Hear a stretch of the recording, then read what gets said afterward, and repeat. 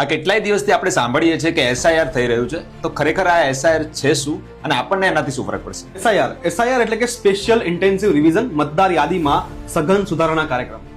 હવે જે પણ આપણા ગુજરાતમાં 50,963 પોલિંગ બુથ સ્ટેશન છે જ્યાં આગળ જઈને લોકો મત આપી શકે છે. હવે આ મતદારો છે તે કુલ મળીને 5 કરોડ જેટલા મતદારો ગુજરાતની અંદર છે. હવે આ મતદારોમાં કેટલાક બોગસ, ડુપ્લિકેટ, મૃત્યુ પામેલા અથવા તો સ્થળાંતર કરેલા મતદારો હોય છે, તેને દૂર કરવા, કેટલાક નવા મતદારોને ઉમેરવા, જે લોકોને કંઈ ફેરફાર કરવાનો, સુધારણા કરવાના છે તે સુધારણા કરવું અને મતદાર યાદીને એક ચોખ્ખી કરવી, સુવ્યવસ્થિત કરવી. આ આખી પ્રક્રિયાને એસઆઈઆર કહેવામાં આવે છે. એસઆઈઆરમાં જે BLO હોય છે, બુથ લેવલ ઓફિસર્સ, તે ઘરે ઘરે જઈને તપાસ કરે છે અને આ રીતે આખી પ્રક્રિયા સંપન્ન થાય છે. 2002 થી 2004 ના સમયગાળામાં એસઆઈઆર થયું હતું, ત્યારબાદ હવે 2025-26માં ફરીથી થઈ રહ્યું છે. આટલા મોટા સુધારા વધારા થશે કઈ રીતે? આ ખરેખર મોટો છે, પણ જેમ આપણે વાત કરીએ એમ પ્રમાણે ગુજરાતમાં 50,000 જેટલા પોલિંગ બુથ છે. એમાં દરેક પોલિંગ બુથ પર એક BLO એટલે કે બુથ લેવલ ઓફિસર હોય છે. હવે પ્રત્યેક BLO સરેરાશ 1200 જેટલા મતદારોને આવરી લેશે.